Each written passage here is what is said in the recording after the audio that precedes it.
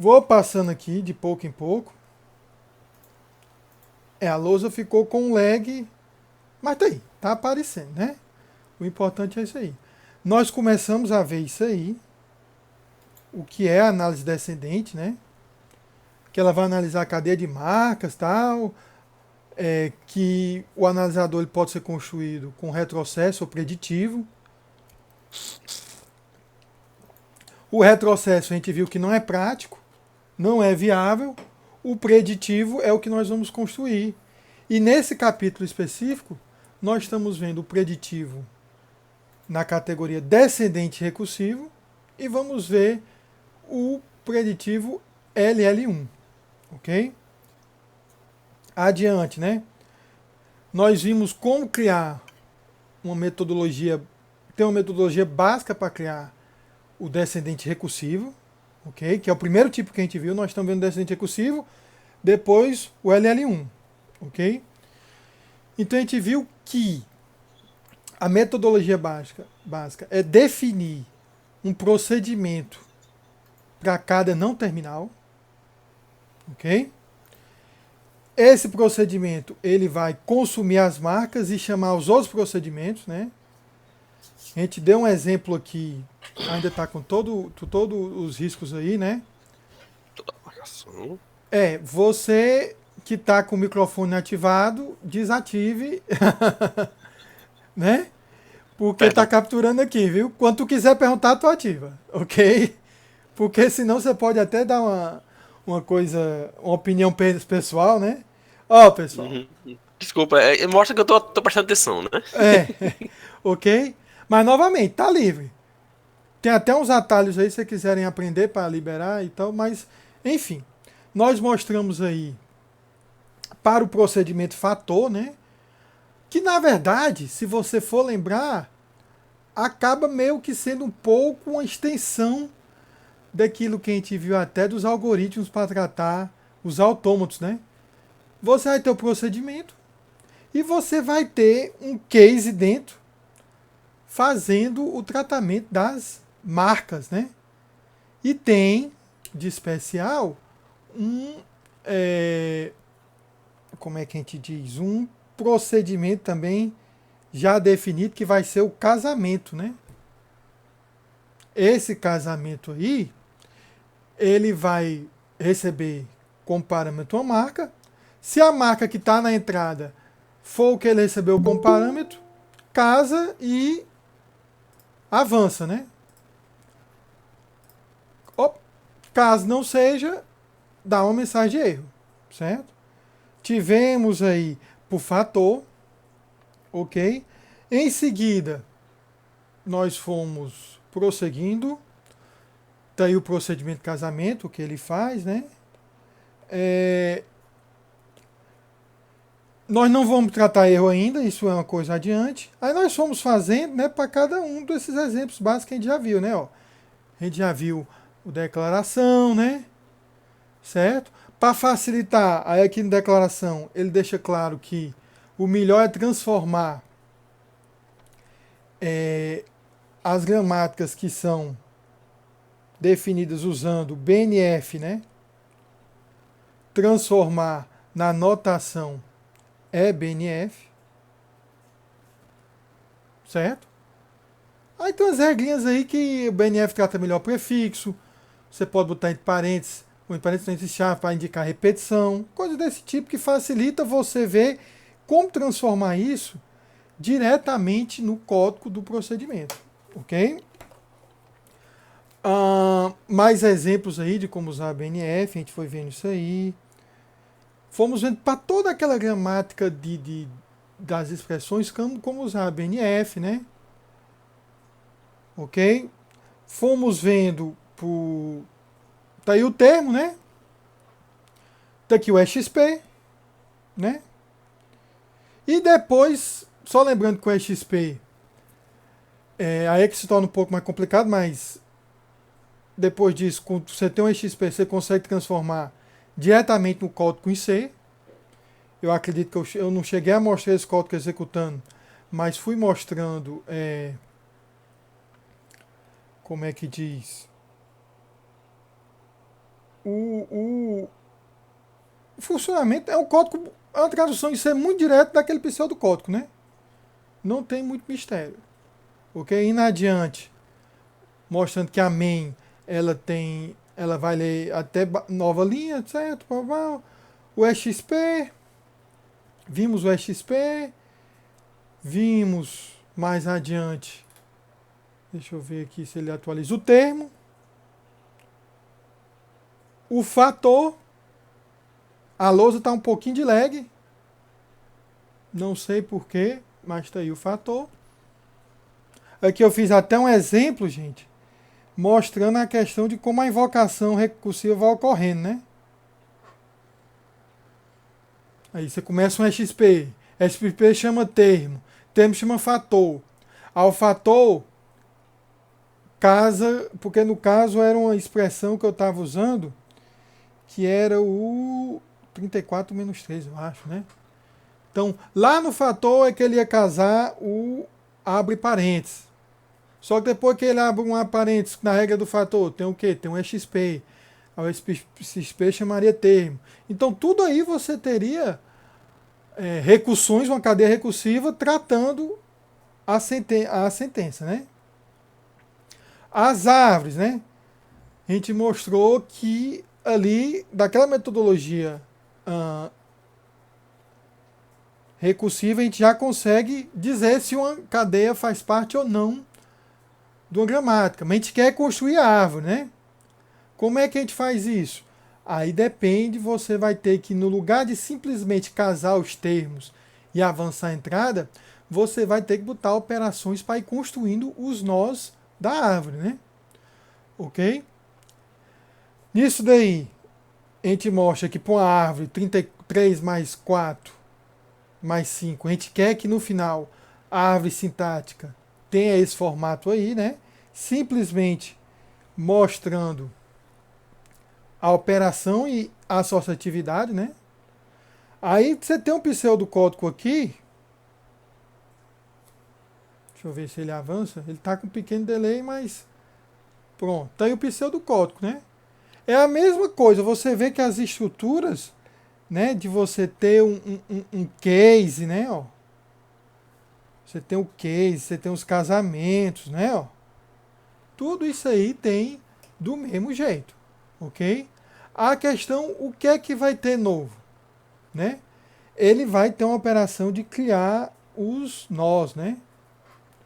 E ao criar os nós, ele indica para os filhos esquerdo e filho direito do nó criado, justamente chamadas recursivas a termo, né? E temp foi aquela primeira chamada que ele fez lá do termo, né? Ó. Ok? Então, com isso daí, eu consigo construir a árvore de análise, a árvore sintática, usando um procedimento descendente recursivo. Certo? Lembrando que o que as outras fases do compilador querem é isso, né? Eles querem a árvore, né? Ok? Aí mostrei para cada um tal. Aí as limitações. Certo? Nem sempre é fácil converter, né, de eBNF para BNF. Ok? A regra, a deriva alfa ou beta, se alfa e beta iniciarem com os mesmos não terminais, fica difícil decidir, né? Lá dentro do código, lembre que no código, sempre ele vai vendo os não terminais, né, ó, para tomar a decisão. Se chega uma regra em que alfa e beta começam com os mesmos não terminais, ok? Aí vai ficar difícil fazer aquele case, né? Porque ele teria que fazer um case alfa ou case beta, né? Só que qual o caminho que ele vai fazer, né? Porque se ambos começam com a mesma coisa, fica difícil decidir, né? Nós vamos aqui mais para frente para resolver isso de maneira definitiva. Nós temos que ver os conjuntos primeiros e os conjuntos sequências. Em que o conjunto primeiro são os conjuntos de marcas que podem iniciar legalmente, né? Cada cadeia de caracteres. E os conjuntos de sequências são quais marcas podem suceder legalmente. A gente vai ver isso mais para frente, mas por enquanto a gente supõe que magicamente eles existem e que aí eu acho que eu estou me baseando, gente, pelo o que eu risquei. Até onde eu risquei foi onde eu ministrei, né? Análise descendente recursiva. Cria-se os procedimentos recursivos. Análise sintática LL1. Nós vamos evitar recursão usando uma pilha. Certo? Aí qual foi o exemplo que eu mostrei? Dado uma cadeia de abre e fecha parênteses nessa gramática aí, o que é que essa gramática vai fazer, gente? Eu acho que fica óbvio que vai ser uma gramática que vai, como é que diz? Todos os pares, todas as sequências, né, de parênteses fechando, um abrindo, outro fechando, né? Tudo bem casado direitinho. Por que que isso é interessante? Lembra que era algo que a gente não conseguia representar como expressão regular. Porque a gente não tinha como contar. Né? Ok? Então, a gente podia fazer esse casamento aí usando um simples procedimento descendente recursivo para o próprio S. Em que S ia casar parênteses, chamar o S de novo. Quando esse S retornasse, ele fechava o parênteses, ia ficando se chamando recursivo até que em um momento o S retornasse vazio. Aí todas as recursões iam voltando, né? Ok? Dá para fazer como descendente recursivo. Mas nós queremos usar aqui uma linguagem fácil como exemplo, ok? Essa linguagem fácil mostra o procedimento geral de como é que é feito a análise sintática LL1, certo? Eu vou apagar aqui, só esse, onde eu risquei aqui no meio, né? Deixa eu apagar aqui. Pronto. Olha, nós representamos a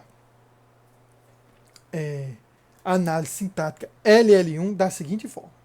Você está vendo uma tabela aí, certo? E essa tabela, ela tem quantas colunas? Ó? Coluna 1, 2, 3 e 4. São 4 colunas, certo?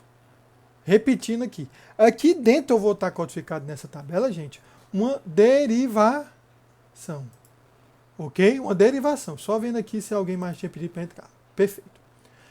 Essa derivação, essa primeira coluna aqui, ela tem efeitos simplesmente organizacionais, né? Para ir descrevendo o passo da derivação. Tudo bem? Já essa segunda coluna descreve a pilha. É a pilha que eu estou usando. Só que a pilha, eu poderia tentar descrever ela assim, ó. Né? Tipo assim, não está aparecendo agora, mas eu estou escrevendo aqui do lado. Seria a pilha, você pensa ela assim, né? Como se ela fosse na vertical. Mas a gente sabe que para apresentar isso em código e tudo textualmente fica feio, né? Então a gente meio que deitou a pilha.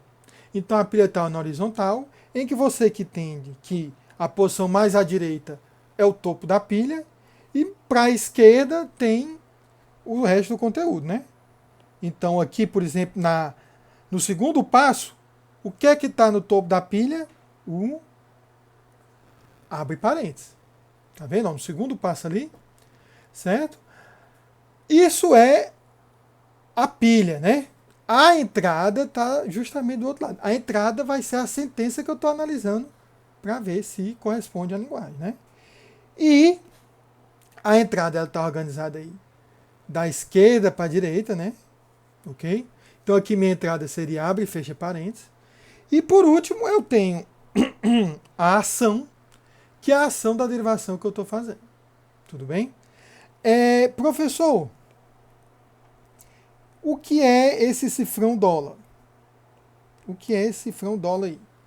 Esse cifrão dólar é somente um símbolo especial que representa a base da pilha, no caso da coluna 2, e no caso da coluna da entrada representa o fim da entrada. Tudo bem? Qual é um cenário em que ocorreu uma derivação correta? Quando chegar no final, em que você vai ter tanto a pilha vazia quanto a entrada vazia. Aí você vai ter uma derivação incorreta. Professor, esvaziar a pilha, mas ainda tem entrada. Falso. A sentença não faz parte da gramática. Professor, a entrada não tem mais nada, esvaziar a pilha. Ou ainda tem cor na pilha. Se não der para eliminar a pilha com transições para epsilon, então também deu problema. Ok?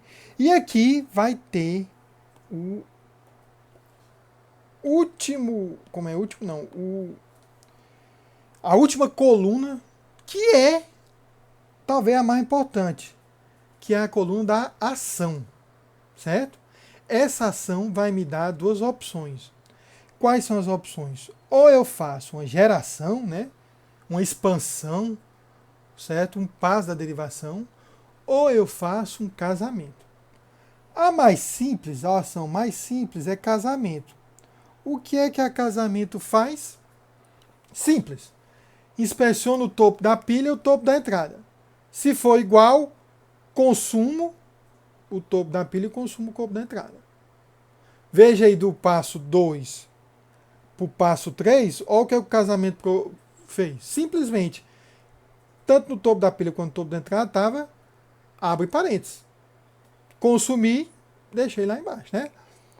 O que é que a ação de geração faz? Certo? A geração vai pegar, escolher uma das regras da gramática e vai expandir. Como vai expandir, professor? Aí é o seguinte. Primeiro detalhe.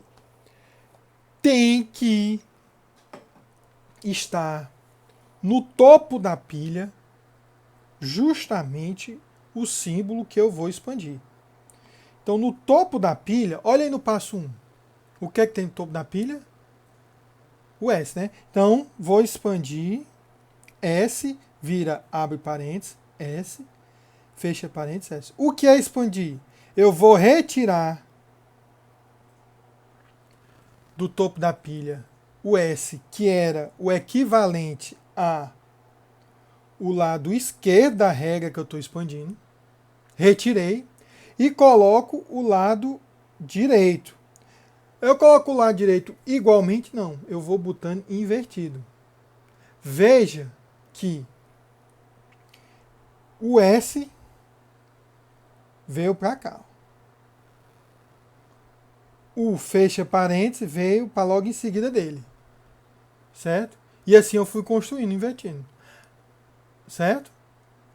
Então, o que é que acabou ficando no topo da pilha? O início do lado direito da expansão. Tá vendo aí? Da geração. Aí como é que eu faço? Agora, professor, como é que eu escolho se eu faço a geração ou o casamento? Aceitar, você já viu quando aceita, quando tá tudo, chegou no cifrão, né? Mas como é que eu faço? Aí você vai ter uma tabela que sempre que você avaliar o topo da pilha e a entrada, você vai poder tomar essa decisão. Óbvio que quando o topo da pilha tá um terminal, você só pode fazer uma coisa, tentar casar ele. Se for diferente, deu erro. Mas se no topo da pilha tiver um não terminal, aí você vai pegar, olha, para esse não terminal e para esse elemento que está na entrada, o que é que eu faço? Que é o que eu estou mostrando aqui do lado direito, né, gente? Até já tinha riscado isso aí, ó. A tabela eu estou chamando de M. Esse M recebendo não terminal S e o terminal abre parênteses, qual é a ação? Expandir S para abre parênteses, S, fecha parênteses, S. Entendido? Agora, a questão é o seguinte, eu tenho o formato geral. Se eu já tiver a tabela pronta, eu já consigo executar meu algoritmo. Sem nenhuma ambiguidade. Ok? Mas e aí, professor, como é que constrói essa tabela? Nós vamos chegar lá, certo? Ok? Então, mas basicamente, um analisador sintático descendente, não recursivo, LL1, né? Substitui um não terminal no topo da pilha por uma de suas escolhas em regras gramaticais. Que são BNF mesmo, não precisa transformar para BNF não, certo? Pode transformar? Eu acho que até pode, mas nesse caso aqui a gente imagina como BNF mesmo. Eu não sei como é que funcionaria para BNF. Bem, quais são as ações? Gera, expande, né? Você tem esse nome porque você está gerando novas coisas, né? Então você vai substituir um não terminal A no topo da pilha por uma cadeia alfa com base na escolha A deriva alfa. Lembra lá quem escolheu, no caso do exemplo que a gente estava fazendo, era S deriva, abre parênteses, S, fecha parênteses, S. Essa foi a geração que a gente fez, certo? Além do gera, o que é que nós vamos ter, certo? Nós vamos ter também o casamento. Casar uma marca no topo da pilha com a marca na entrada. Você retira tanto o topo da pilha quanto da entrada, certo? As inserções na pilha equivalem aos passos de uma derivação. Quando eu optando na pilha, é como se eu estivesse derivando. No lugar das ações, somente gera e casamento, nós também poderíamos ter outras ações. Que outras ações? Uma ação que faz a construção da árvore sintática. Ok? Que é um dos objetivos que a gente procura ter, né? Vamos adiante. Olha só. A tabela e o algoritmo. A gente já meio que viu o funcionamento do algoritmo, gente. Certo? Com o não terminal A no topo da pilha, precisamos escolher qual regra de A para colocar na pilha com base na marca corrente da entrada. Certo? No nosso caso era simples. Por quê? Porque o S ou virava S, ou virava parênteses S, fecha parênteses S, ou virava Y. Então minha decisão era muito simples. Porque se eu estou vendo uma parênteses, eu sempre vou para a geração levando a regra que tem o parênteses no começo, não a regra que tem no epsilon, né? Eu tenho que consumir, eu tenho que casar aquele parênteses, ok? Se a marca na pilha for igual à marca na entrada, temos o casamento. Se chegar a algum momento for diferente, sendo que são ambos marcas, né?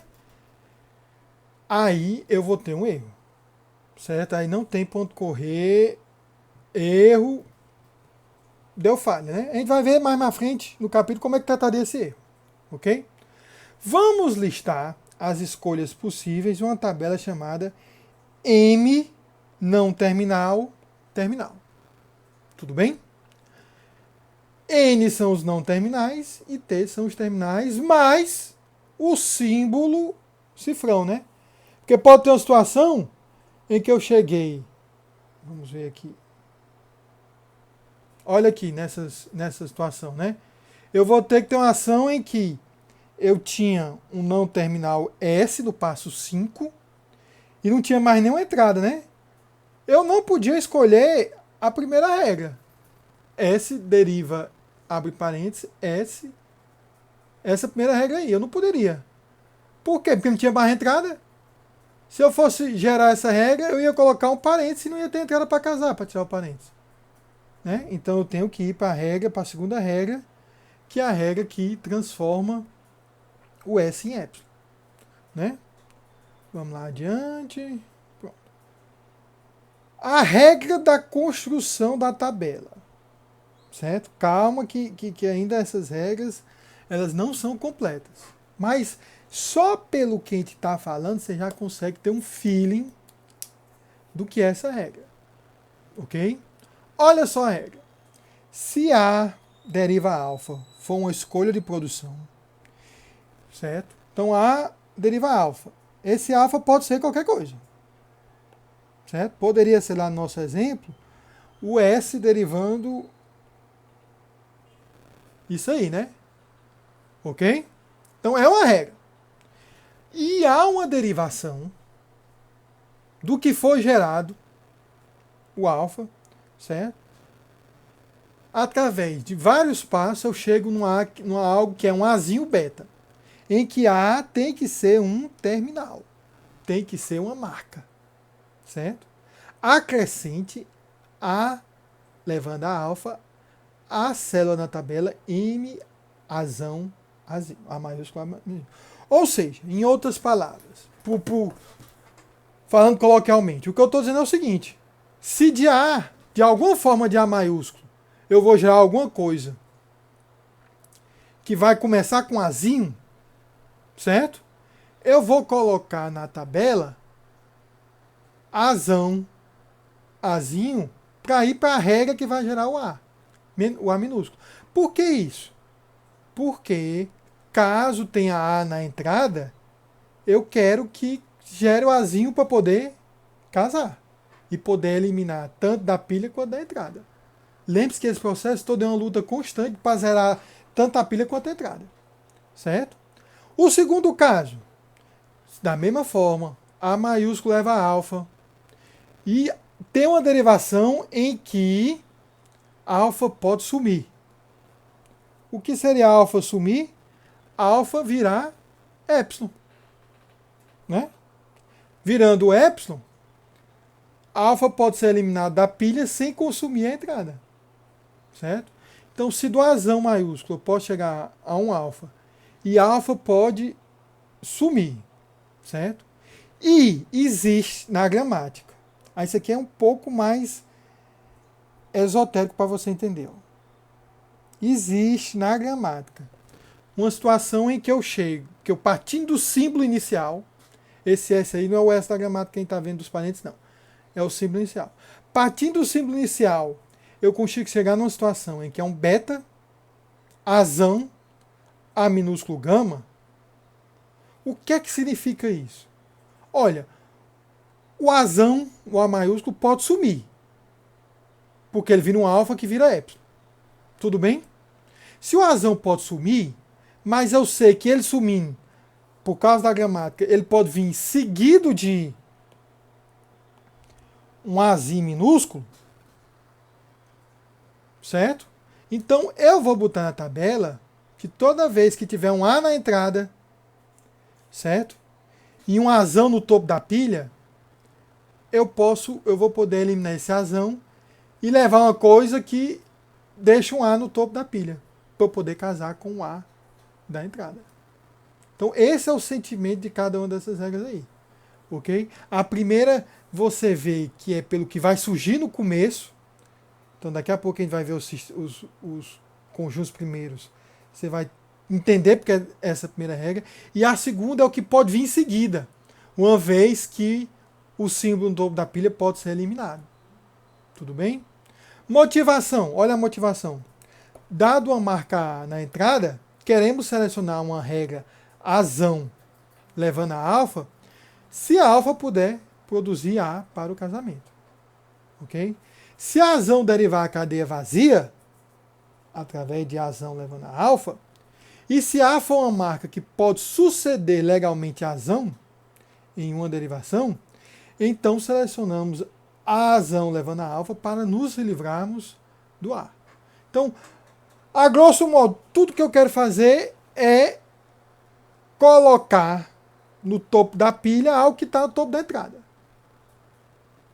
E se eu tenho um não terminal no topo da pilha, ou esse cara vai derivar algo que casa com a entrada, ou esse cara pode sumir e vir seguido de algo que casa na entrada.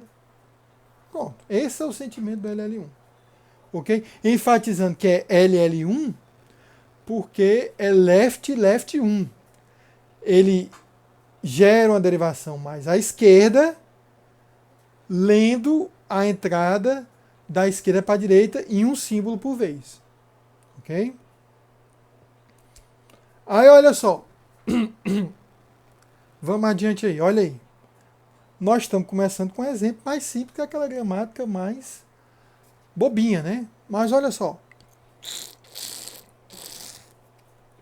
Pela regra 1, toda vez que eu tiver S no topo da pilha, e eu tiver abre parênteses na entrada, qual a regra que eu escolho para S gerar abre parênteses e eu poder casar com a entrada?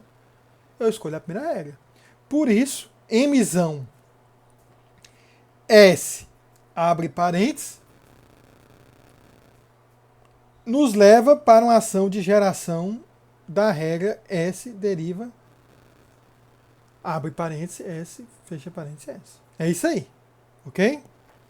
Pela regra 2, considerando que S deriva abre parênteses S, fecha parênteses S, chamando alfa de epsilon e beta de abre parênteses, e dizendo que o Azão é o próprio S, o Azinho é o fecha parênteses e o gama é S, cifrão dólar, podemos incluir S deriva vazio em MSzão fecha parênteses. O que é que eu estou dizendo aí?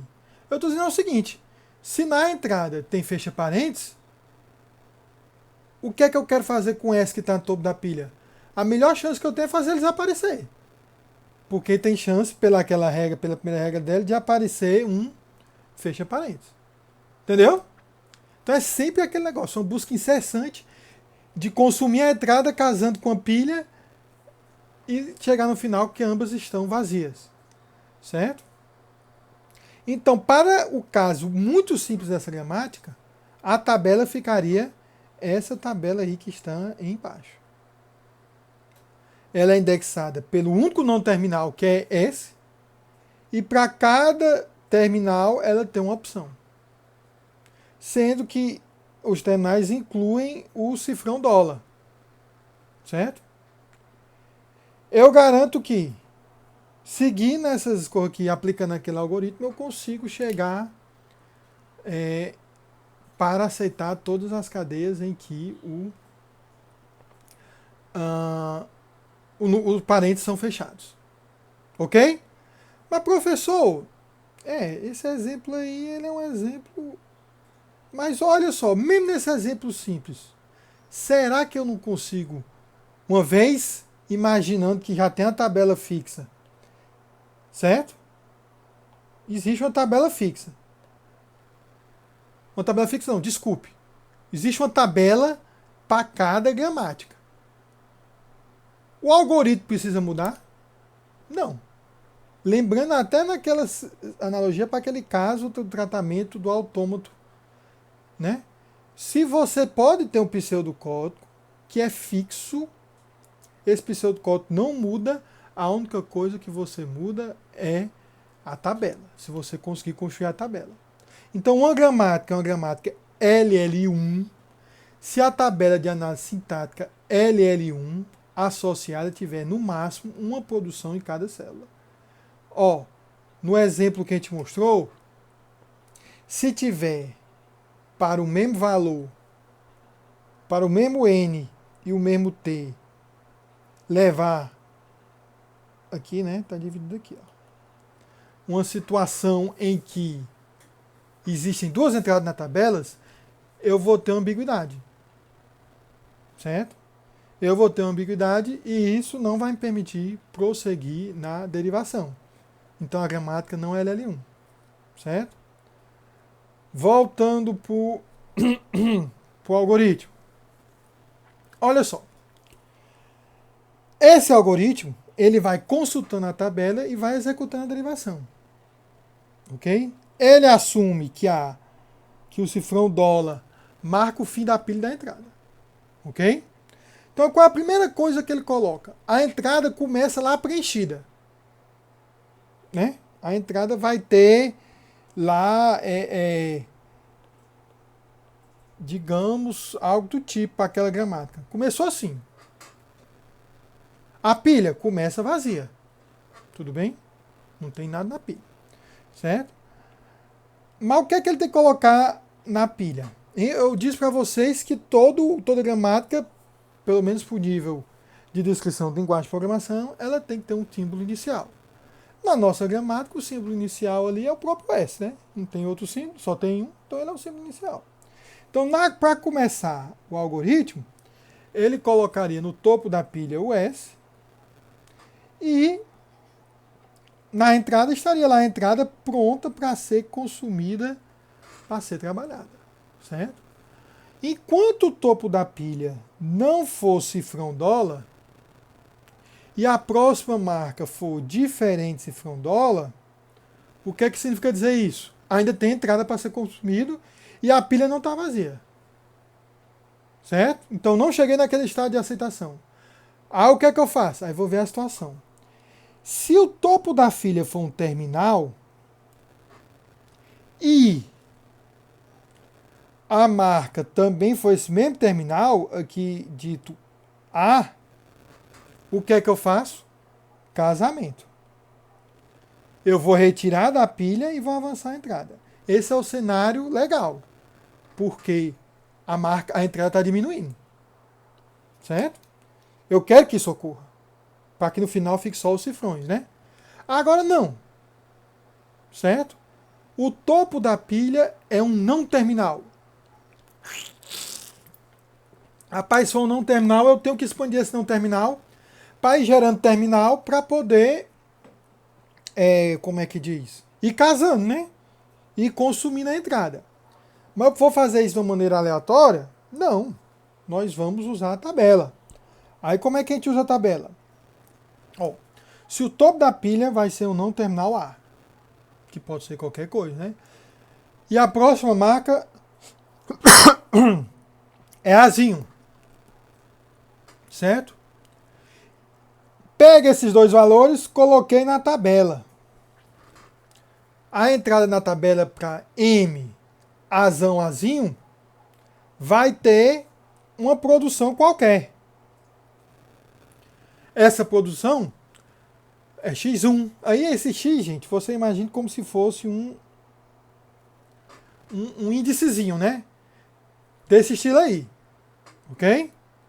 Eu não consegui fazer aí no LaTeX por alguma razão. É até fácil fazer isso, mas não sei porque eu não consegui. Bem, então é X1, aí seria como se fosse X1, X2, Xn, né? Aí X1, X2, pode ser qualquer coisa, pode ser terminal ou não.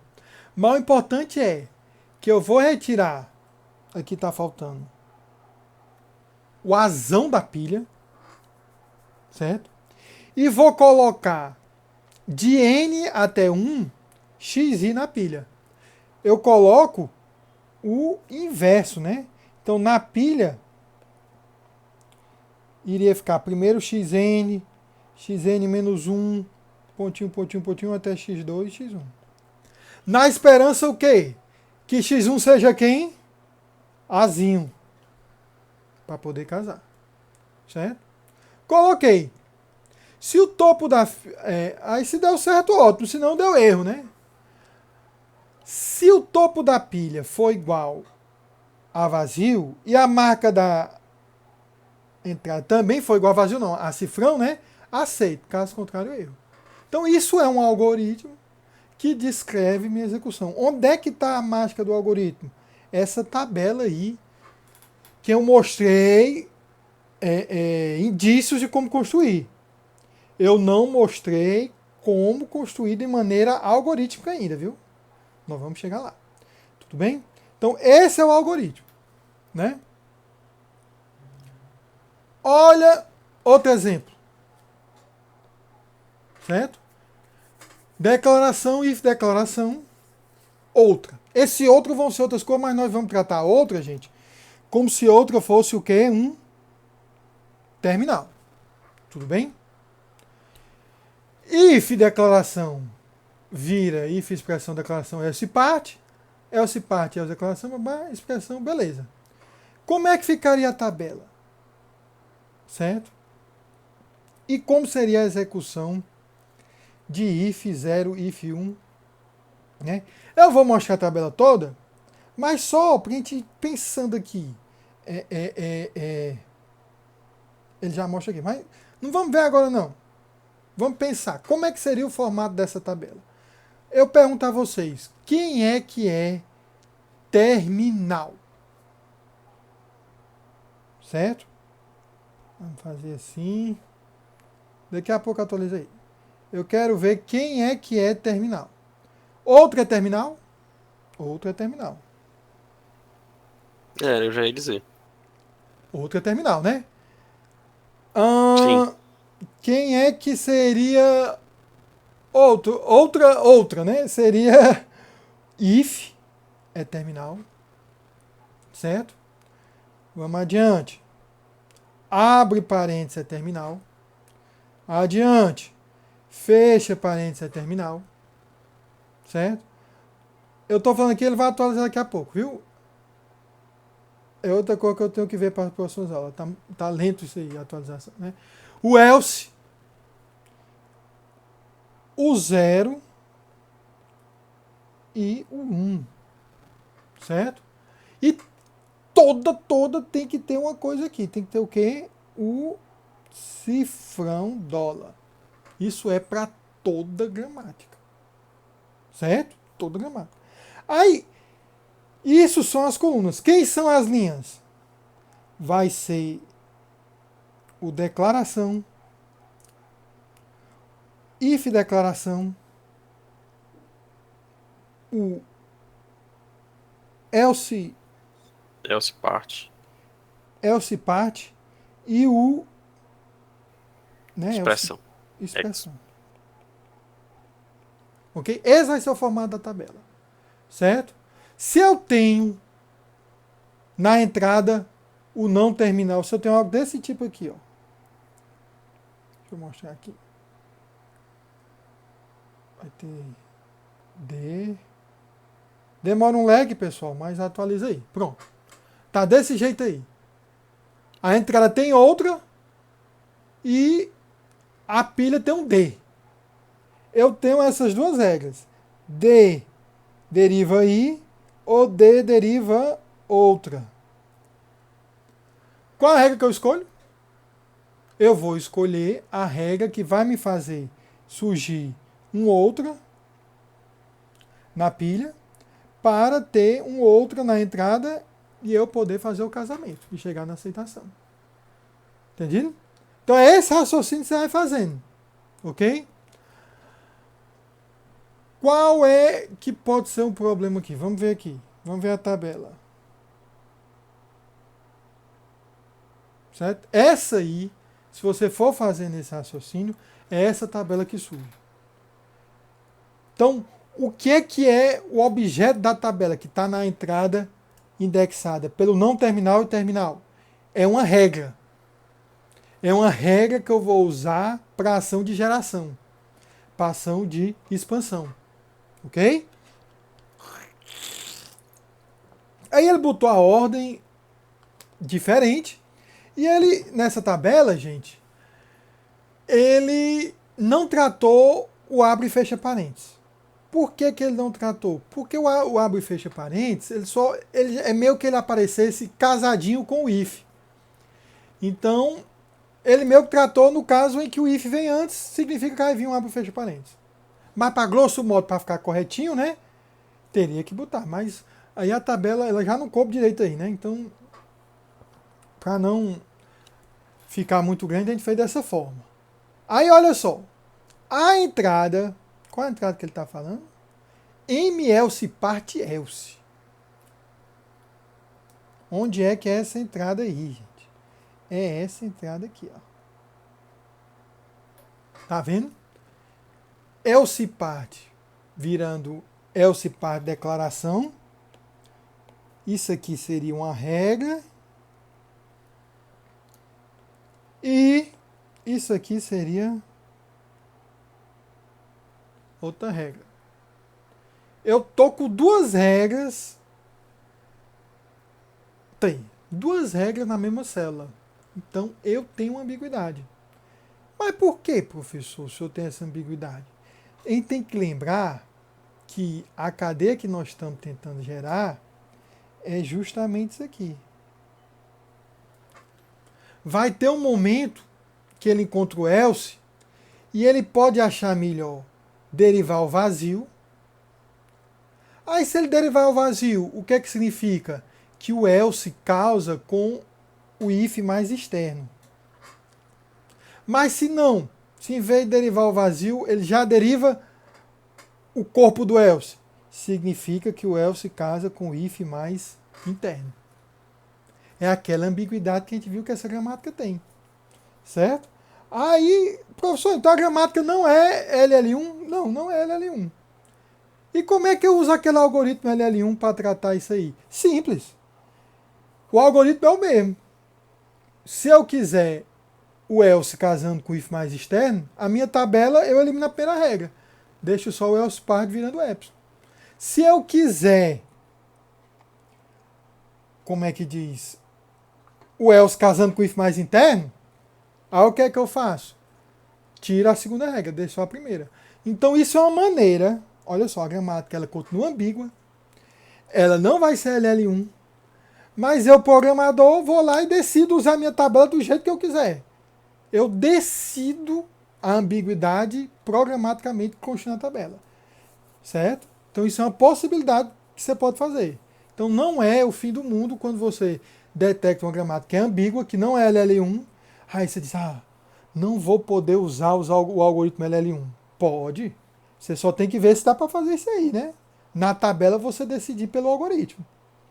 Uma vez você fazendo isso, vai rodar numa boa. Ok? Mas, novamente, isso não foi um processo que pegou a gramática e gerou isso para ti. Você, desenvolvedor da linguagem do compilador, teve que decidir essa prioridade. Ok? Perfeito, professor. Mas, nesse caso, ele decidiu. É só isso que eu tenho que fazer? Olha, algumas gramáticas nós vamos ter que tratá-las para se encaixarem melhor no paradigma. Certo? Como é que vai ser esse tratamento? Não podemos resolver os problemas da repetição e escolha nesse algoritmo LL1 transformando a gramática para notação EBNF. Lá no descendente recursivo, quando a gente tinha recursão à esquerda, que caso é esse, professor? Recursão à esquerda? Que é algo nesse estilo aqui, né?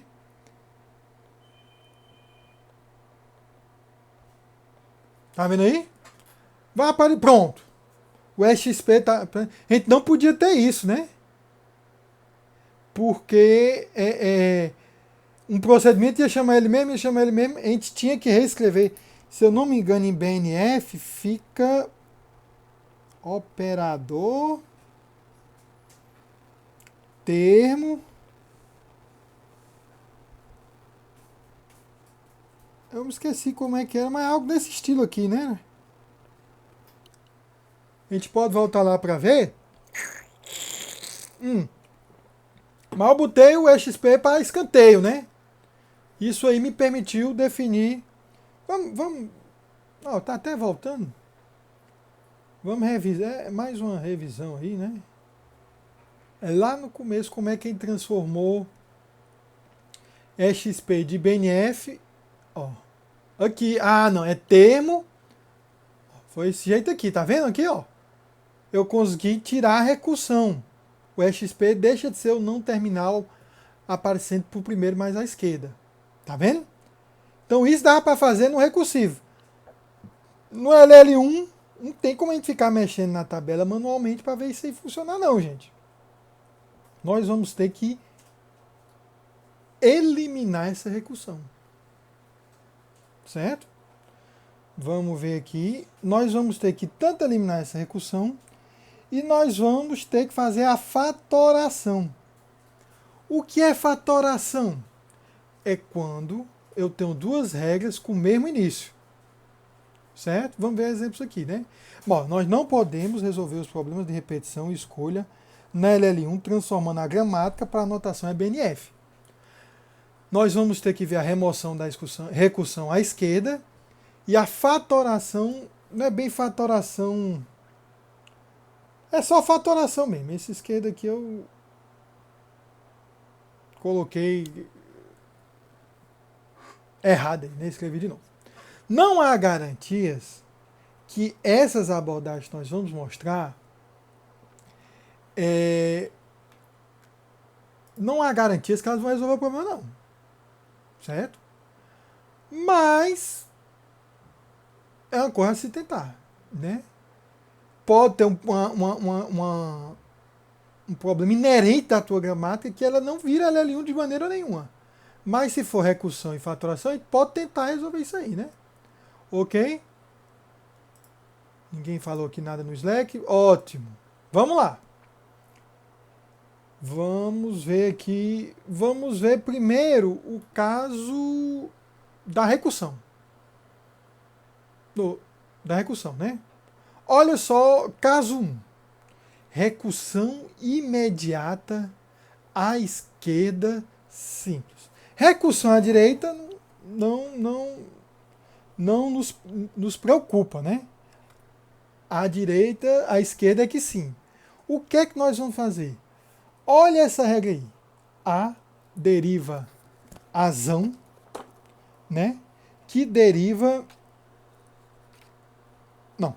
A deriva azão seguido de alfa, né?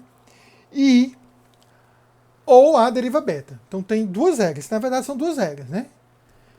Como é que eu faço? Onde é que está a recursão? Está no A. Tudo bem? Eu tenho que eliminar essa recursão. Eu vou introduzir um não terminal, chamado A'. E vou dizer que a azão, A maiúsculo, deriva beta. Quem é esse beta? Vem de uma das regras originais lá do A. Certo? Beta A'. E esse A', por sua vez, é que vai colocar o alfa na jogada. Certo? Só que esse A', ele tem o A maiúsculo, tem que desaparecer. Então ele pode virar também o epsilon. Ok? Então eu estou pegando algo que é a estrutura lá de cima e transformando. Desapareceu a recursão à esquerda, desapareceu, ficou à direita. Certo? Lembrando que alfa e beta não são um símbolo só, eles podem ser cadeias de terminais ou não terminais. E outra coisa que tem que ser legítimo, gente. Beta não pode começar com A maiúsculo, porque aí o beta começando com A maiúsculo, eu teria a recursão lá de novo. Ok? Vamos ver o exemplo. Vamos ver essa regra aqui original. O que é que seria em relação a o procedimento lá em cima? Expressão vira expressão, soma, termo ou termo. Ok? O expressão seria o azão. Tudo bem? O que seria o alfa? O alfa, gente, é só o soma, é só o termo. Não. O alfa, ele é o soma seguido do termo. O alfa é uma cadeia. Certo? E o que é o termo? Ou o que é o beta? O solitário termo. Professor, se não tiver o beta, se não tiver o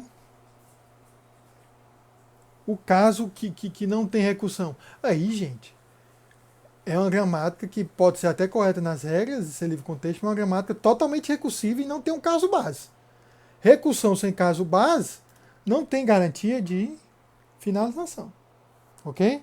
Então, ó, sabendo que eu sei quem é o A, o beta, certo? Vamos reescrever essa expressão expressão da expressão, né? Essas regras da expressão naquele formato lá em cima. Veja que a primeira coisa que eu faço é escrever isso aqui. Quem é o meu A? É XP. Então eu vou escrever XP. Deriva. Quem é o meu beta? Termo. E eu vou criar um A', que é um XP'. Tá vendo aí? Tá no mesmo formato. Vai demorar um pouquinho aí, Pronto, tá aí. Tá no mesmo formato. Ok? Só que esse XSP', ele é o quê? Ele é um não terminal. Então, eu vou ter que ter uma segunda regra em que esse XSP', ele vai derivar quem? Quem é o meu alfa? Soma T. Tudo bem? Seguido de quem? XP'. Tem uma recursão à direita, que pode ser problema. Ou epsilon. Essa regra do XP', tem dificuldade de definir ela? Não, porque eu começo com soma com epsilon. Se na entrada tiver o símbolo de mais, eu já sei que é a primeira regra que eu escolho. Se na entrada tiver vazia, já é a segunda regra que eu escolho. Ok? Então deu para entender como é que eu transformei uma gramática com recursão à esquerda para uma gramática sem recursão imediata à esquerda? Perfeito. Agora a questão é o seguinte: mudou a linguagem? Não mudou a linguagem. Certo? Continuou a mesma linguagem. O que ocorreu? Minha derivação vai ficar maior. Né? Porque eu vou ter que passar por uma etapa agora para tratar esse XP'. Certo? Ficou maior, ficou menos parecido, ficou mais rebuscada a descrição da gramática, mas resolveu o nosso problema, né? Então você vai ter algumas linguagens de programação aí que são até LL1, mas que na descrição oficial delas está com recursão porque é mais fácil de entender. Mas na hora de fazer o compilador, o cara foi lá e transformou a gramática em uma sem recursão, né? Agora tem um problema. Qual é o problema? Olha esse problema aqui. Não é nem o problema que nós vamos tratar, né? Eu posso ter várias regras com recursão, né? Olha o caso aí do exemplo aí. Né? Ó. Expressão aparece como símbolo, o primeiro símbolo à esquerda em duas regras, né? Como é que é isso daí? Isso daí se transforma num formato geral. Qual seria um formato geral? Certo? Eu estou chamando, vocês sabem, minha expressão de A. Então aqui está o A, aqui está o A. Certo? O resto eu chamo de alfa 1. Opa! Errei. Não errei, né? Vou ficar aqui, tentar... bem, vocês sabem que é do menos para diante. Alfa 2. E o que eu sei que não tem A como recursivo, eu chamo de beta. Olha isso aqui, essa cor que eu fiz com aquele primeira descrição lá em cima. Tá vendo? Então isso é um caso geral. Eu estou botando os pontinhos, tudo isso aí para ter uma representação geral. Certo? Então se eu tiver algo nesse formato geral, óbvio, tem que estar claro, gente. Nenhum beta pode começar com A. Porque ele não seria um beta, ele seria um A maiúsculo alfa. Tudo bem? Olha aí. O que é que vai se transformar algo naquele estilo lá do começo? Vai se transformar em A, beta 1 a linha, beta 2 a linha. Para cada beta que eu existir, aqui só tem um, né? O termo seria como se fosse um beta 1. Certo? Mas para cada beta eu vou colocando uma regra nova, beta 1, a linha, certo? Só que a linha vai virar o quê? A linha também, para cada alfa, eu vou botando alfa 1 a linha, alfa 2 a linha, e lá no final, o alfa se transformar em epsilon. Tudo bem? Vamos fazer essa transformação? Como é que ficaria aí? Olha só. A. Eu só tenho um beta, né? Então fica fácil que fica termo a linha. Olha a falha aí. Certo? EXP, né? Vira termo, EXP, linha. Tudo bem? Agora o EXP linha que vai ficar um pouco mais complicado. EXP linha. Tudo bem? Vai ficar. Qual o primeiro alfa 1? O primeiro alfa 1 é. O primeiro alfa 1 não, o primeiro alfa, né? Termo. Né? Termo seguido de quem? EXP'. Depois, quem é o segundo alfa? Menos termo. EXP'. Tudo bem? Aí o que é que fica lá no final, gente? Epsilon. Certo? Se eu tivesse várias regras aí, XP mais, menos, multiplicação, tal, sei lá o que, blá, eu ia conseguir tirar a recursão no borro. Acabei com a recursão. Então, esses casos em que na própria regra já aparece a recursão, é chamada recursão imediata. Ó, a imediata simples, em que só ocorre uma regra, e a imediata geral, que ocorre em várias regras. Vocês conseguem imaginar, né, outra situação que pode ocorrer? Que recursão não é só a invocação, a função chama função. A função pode chamar uma função que retorna chamando a primeira. Então nós temos um caso em que nós temos que tratar o caso geral. Deixa eu ver se aparece aí, gente. Atualizando. Olha aí. Antes de ver o algoritmo, certo? Esse algoritmo, ele vai remover o caso geral, vai remover as recursões, certo? Eu só quero que vocês entendam uma coisa. Não é muito comum, certo? Esse tipo de recursão geral como é que diz? Não é muito comum essa recursão geral na BNF quando você escreve linguagem de programação. Aqueles dois casos que a gente viu mais em cima, que são os casos imediatos, costumam resolver tudo que a gente consegue, que a gente vê de linguagem de programação. Certo? Tudo que a gente vê, a gente consegue resolver com aquilo ali. Mas, vamos mostrar esse algoritmo por desencargo da consciência, né? Caso você encontre uma linguagem que tenha esse caso geral. Mas vamos ver, olha a gramática lá embaixo, esse exemplo aí. Olha, esse exemplo, tanto que não é exemplo de linguagem, que ele usou símbolos, né? Um exemplo meio maluco. Ó, o A deriva B Azinho. Não há recursão imediata, certo? O A maiúsculo deriva A maiúsculo Azinho. Tem uma recursão imediata. Tem que ser removida de qualquer jeito, certo? E o A deriva C. Não tem recursão de forma nenhuma, porque C é terminal. Aqui eu estou botando os não terminais maiúsculos e os terminais minúsculos, ok? O B não terminal deriva Bzão, né? Então há uma recursão imediata, certo? Mas aí ele deriva A, maiúsculo seguido de B. Só que o A pode, como a gente viu lá em cima, derivar o B, né? Então fica uma recursão indireta, né?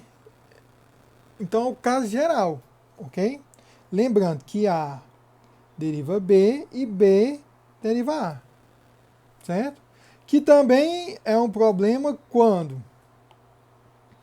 B deriva A e A deriva B, né? Então você tem uma recursão aí que nós temos que resolver. O que esse algoritmo faz? Esse algoritmo, ele exige que a gente liste os não terminais. Quais são os não terminais da nossa linguagem, gente? Eles são o A e o B. Tudo bem? Então, eu vou fazer o seguinte. A e B. Lá em cima. Deixa eu atualizar. O A e o B. Tudo bem? O I vai assumir que valores? 1 e 2. Certo? É como se eu estivesse dizendo que o não terminal 1 é o A e o não terminal 2 é o B. Professor, podia inverter? Podia. O B são, mas é só para a gente se organizar. Certo? Ok? Então eu vou analisar cada símbolo desse.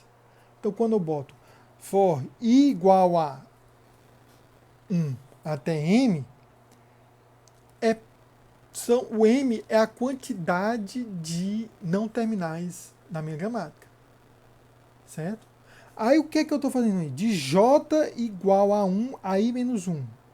Então, se eu tenho uma quantidade M, o laço interno ele vai até o valor, como é que diz? Anterior do valor do I, né? É o meu, como é que eu posso dizer? Ó, se, vamos dar número aos bois. Se o I, nesse caso aqui são só dois símbolos, mas se o I fosse 5, o J ia executar para 1, 2, 3 e 4. Entendido? Se o I fosse 10, ia do 1 a 9. Certo? Então eu faço uma ordenação arbitrária dos não terminais e vou percorrendo, escolhendo um terminal por vez e percorrendo os que vêm antes dessa ordenação. O que é que eu faço nesse laço interno? Substituir cada escolha da regra gramatical da forma AI, derivando AJ beta, pela regra AI igual alfa 1, beta, alfa 2, beta, alfa K, beta, onde AI igual a alfa 1 até alfa K, né? É a regra corrente de alfa J. Ele está fazendo. Ele escolhe um símbolo e vê se tem recursão nos anteriores. Se tiver, ele elimina. Se ele eliminou todos os símbolos anteriores, quando ele for para o próximo, ele faz a mesma coisa. Mas para todos os anteriores já recuou. Então só o novo é que pode ter. Fica meio confuso. Isso aí eu concordo que é um pouco confuso, né? Mas vamos mostrar na prática, para esse exemplo simples, como é que funciona. Ok? Lembrando que esse caso não é muito comum nas linguagens de programação. Tudo bem? Então vamos começar aqui. Ó. Vou até botar aqui de novo. O I. Quando o I for igual a 1, gente, o I pode ter que valores? 1 ou 2. Quando o I for igual a 1, qual é o valor de J? J começa com 0, né?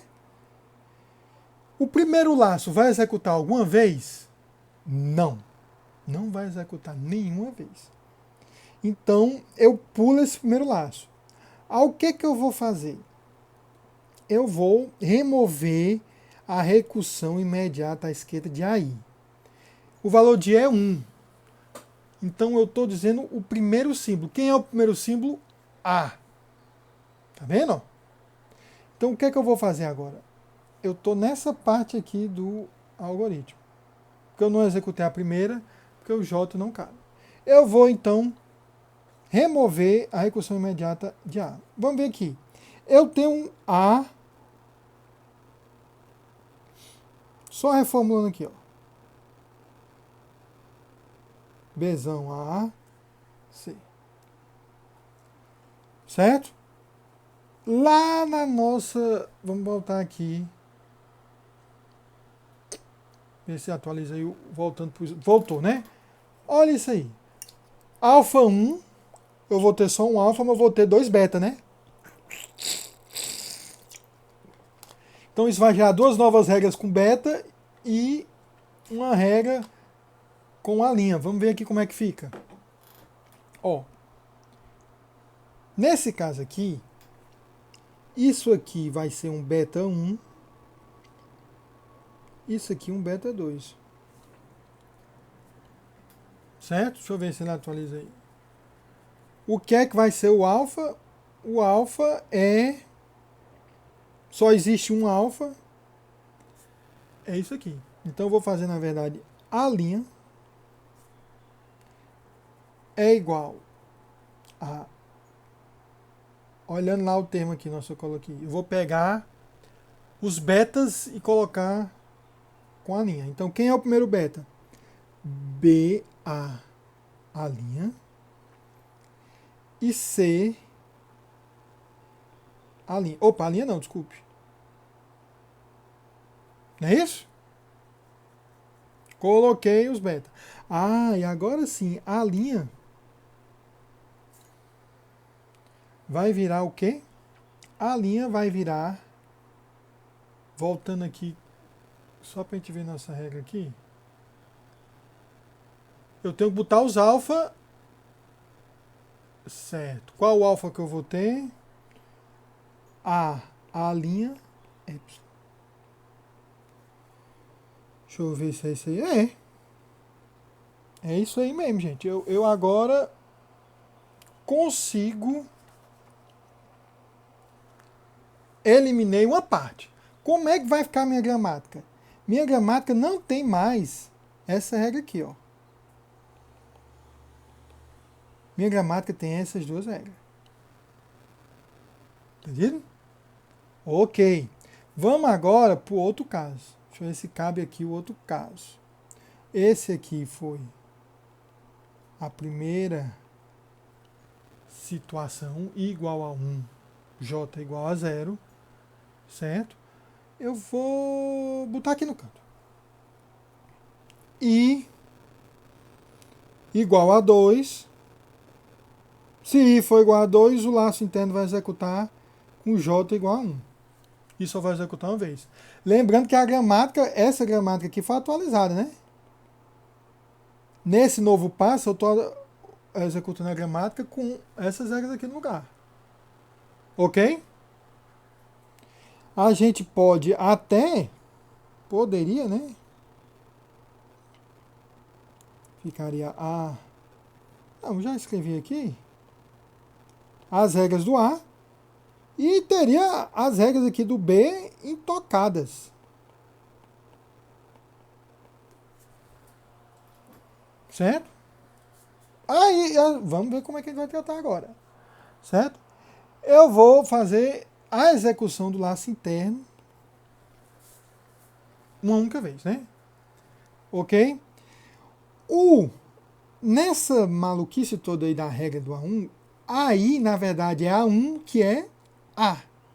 Então, tudo que eu estou chamando de AI, na verdade, equivale a A. Não. Erro. Danger. Porque o I é A2, né? E A2 eu estou chamando de B. Então, tudo que eu estou chamando na regra de AI, na verdade, seria um símbolo, o segundo símbolo que eu estou chamando de B. Tudo que eu estou chamando de AJ, na verdade, é o A1 que vira o A. Certo? Então, substituir toda a regra na gramatical, B deriva a beta. Vamos ver qual é essa regra aqui. A paz dada seria essa aqui, ó. B deriva a Bzinho. Né? Acho que não tem dúvida que é essa regra aí. Certo? Lembrando que... Deixa eu ver se é B deriva a Bzinho. Certo? Pela regra... Aí eu vou substituir pela regra B, alfa, beta. Quais são as regras de B que não envolvem A? São essas regras aqui, ó. B igual a Bzão B e B igual a D. Se você for ver de acordo com o que está escrito ali, vamos ver se a gente consegue chegar. Quem é que vai ser? Isso aqui é como se fosse a I, que é o beta, que é o B. Isso aqui é como se fosse a J. E o beta é isso aqui. Certo? Isso aqui é como se fosse AI. Isso é um AI, viu, bem? Tá pequeno, mas você imagina que é um AI. Certo? Isso aqui não é um alfa. Isso aqui já foi me empolgando. Isso é um... Deixa eu botar aqui a mesma cor para ficar... Isso é um D. Certo? E agora esse D, eu posso chamar isso aqui de alfa 1. Isso aqui de alfa 2. Certo? Aí vamos botar naquele formato ali que eu estou dizendo que eu substituí. Certo? Bem, quem é essa nova regra aqui que vai surgir? Exatamente. Ó, essa regra aí que vai surgir. Então eu vou botar B. Eu vou pegar os dois alfas, B, Bzinho, que é o primeiro alfa 1, seguido do beta. Não, pera aí.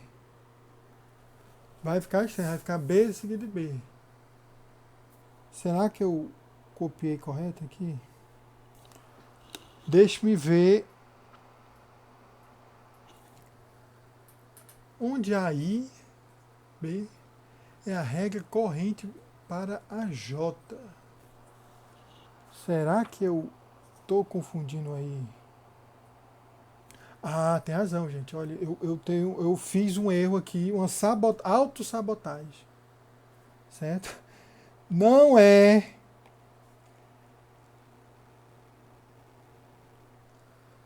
a I derivando os alfas, é a J derivando os alfas. Certo? Deu para perceber aqui a mudança? Ó? Onde estava errado era aqui, ó. É um erro no slide, viu? Tem que ver no... Fui ver aqui no livro que eu estava achando estranho. Pronto, mas agora vai dar certo. Certo? Quais seriam as regras com A? Certo? Eu tenho que usar A deriva a B, A linha. A deriva C, a linha. Aí sim, isso é um alfa 1, isso é um alfa 2. Ok? Aí eu vou substituir. Esse I está certo mesmo? Eu estou vendo no livro, certo, gente? O I está certo. Então vai ficar B. Certo? Deixa eu atualizar. O B. Derivando quem? Eu vou ter que botar os alfa. Quais são os alfas? São B, A linha e C, A linha. B, A linha ou C, A linha maiúsculo. Seguido de quem? Seguido do beta. Quem é o beta? B. Ok? Então, minha gramática ficou agora com essa regra aí. Eu removi a recursão geral, que era o A levando a beta. Certo? O A levando a B. Entretanto, ainda existe recursão imediata aqui, ó. Então eu vou ter que rodar de novo. Deixa eu ver se eu atualizo aqui. Eu botei em ver. Ó, pronto, aí. Eu vou ter que rodar a remover a recursão imediata à esquerda em A. Certo? Esse exemplo, ele é um exemplo conturbado mesmo assim. Você começa a ver que esse algoritmo, para executar com mais regras, terminou agora? Não, eu teria que remover isso aí. Certo? Mas no livro texto, se não tiver disponibilizado, eu disponibilizar, vai estar isso explicado direitinho, ele explica por extenso, uma boa, ok? Ele fica complicado de executar se for muitas regras, entendeu? E aí não vai ser aprovado. Eu posso pedir um exercício, alguma coisa, só para vocês resolverem isso, sem se preocupar muito no passo a passo do algoritmo, só ver se vocês conseguem entender o que, é que são as execuções, mas lembre-se sempre que não é o caso de ser comum na descrição da linguagem. Ok? Vamos adiante. Esse exemplo aqui, certo? É aquela gramática de expressões, em que foi removida as recursões imediatas. Ela não tem recursão geral, porque fator gera expressão, mas antes bota um parênteses. Então não tem recursão geral. Então todo aquele passozinho do criar a linha, né, uma azaninha, ele fez para o XP, fez para o termo, entendeu? Fez para o XP, fez para o termo. Fator não precisa fazer mais, porque fator não tem recursão, né? Essa gramática vai ser LL1. O problema é que na segunda regra, olha só, gente. Vamos prestar bem atenção na segunda regra aqui. Ó. Essa regra aqui. Ó. Deixa eu ver se ele atualiza aí. AliExpress, ninguém vai comprar nada, não, gente. Olha aí. Nessa regra, toda vez que eu for expandir, quem é que vai gerar ramo da árvore? Isso aqui, ó. O XP'. Então a árvore ela meio que vai crescer para a direita, vários ramos, né? E isso vai gerar uma associatividade à direita. O problema é que alteramos a associatividade à esquerda da subtração à adição. Isso é um problema porque tira o significado que queria dar para a linguagem. Então, se a gente fizer isso aqui, a árvore para 3 menos 4 menos 5, vai ficar algo assim, ó.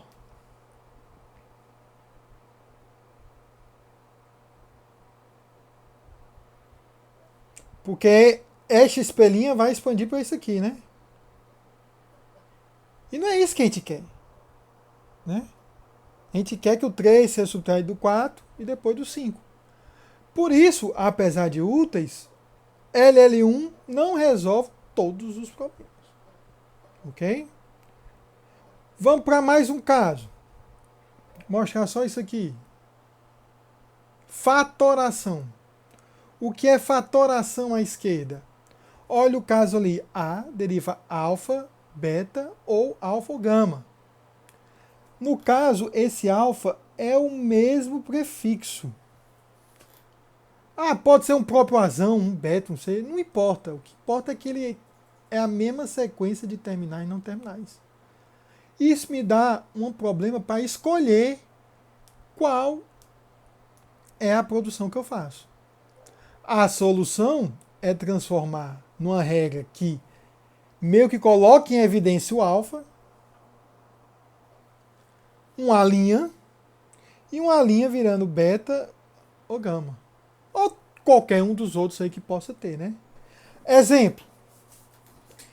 Declaração, sequência, declaração, sequência ou declaração. Esse primeiro exemplo. Quem é que eu estou chamando de alfa? Somente declaração. Quem é que é beta? Beta, ó, tem que incluir o ponto e vírgula.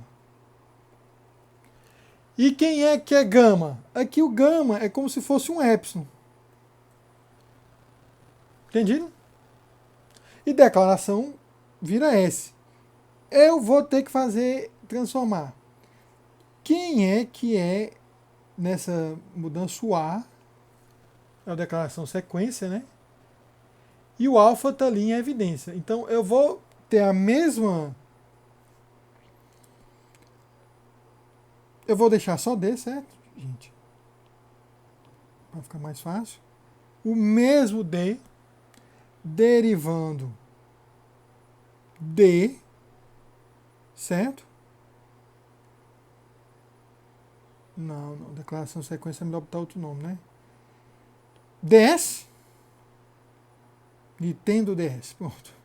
D vai atualizar aí. DS, né? O qual o prefixo comum, que é o alfa? O D, DS linha, por assim dizer, né? E o DS linha vai virar quem? Deixa que atualiza. Ponto e vírgula ds ou epsilon. Tá certo isso aí? Deixa eu ver aqui.